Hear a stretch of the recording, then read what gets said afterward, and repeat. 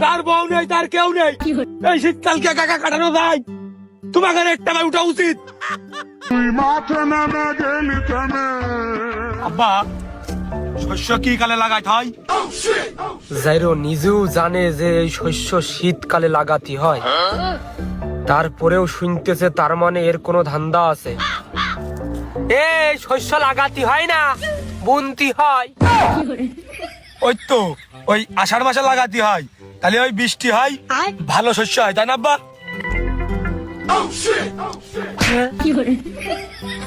আব্বা আমার মারলে কে? ওর ঠেই পাইনি বলে তোর মারলাম। আমার বিবেক আছে, বুদ্ধি আছে, তারপরেও খুব ঘুম আসতেছে বাল।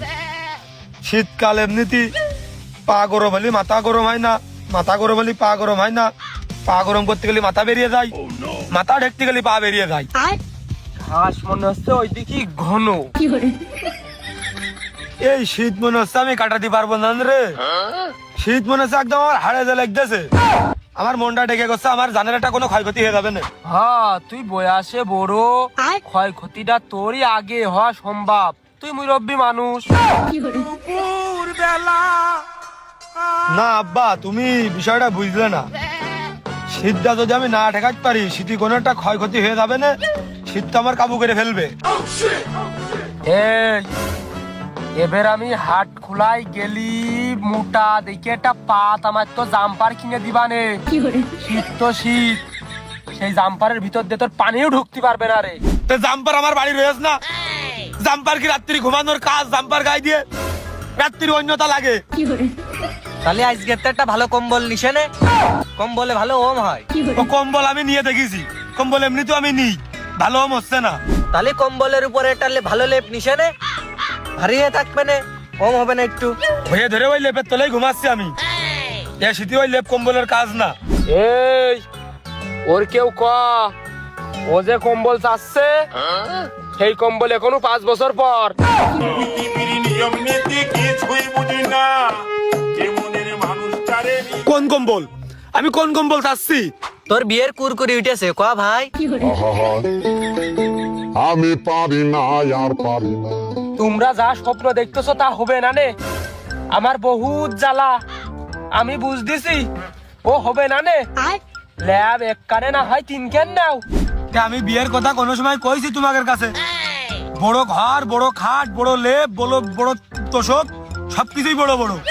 একা মানুষ, ওই জন্যই করছিলাম আমি।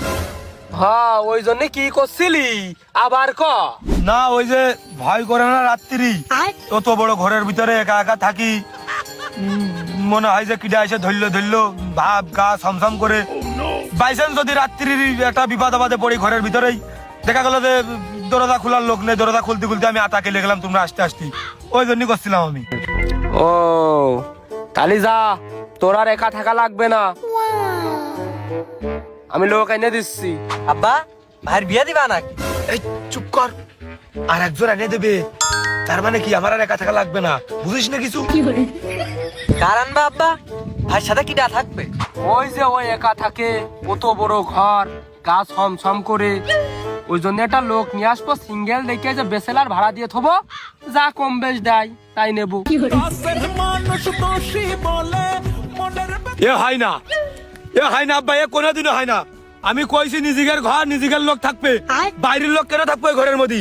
সবসময় আমি চাইছি আমার নিজের লোক আমার কাছেই থাকবে, আমার ঘরের ভিতরে, আমি বাইরের লোক রাখতে পারবো না। তোমার কথা বুঝতে পারো নি? আচ্ছা, হয়েছে। আরে বয়, আমি এমনি দেখলাম, ওই মজা করলাম যে ওই ভাড়ার টাকা তুই নিস কি?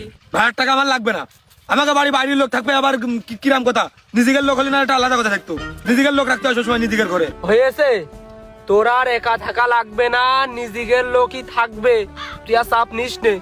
কি পারবো না, বুঝতে পেরেছে। এখন মন দিয়ে কাজ কর, এই ভুইটা তাড়াতাড়ি শেষ লাবা। এই তো হয়ে গেল, আর একটু শুনেই বা কোনে। ওই আব্বা তা করছিলাম যে শীত তো বেশি পড়তেছে, কাজের কাজ তো করতেই হবে না, তাহলে কি দেরি করে লাভ কি? হ্যাঁ তা ঠিক আছে, এখন তোর একা থাকতে এতই সমস্যা, আবার নিজের লোক থাকতে হবে। অমানি ছোটটা, তুই আজকে এর ঘরে থাকবি। আচ্ছা আমি ভাইয়ের কাছে থাকবা নে।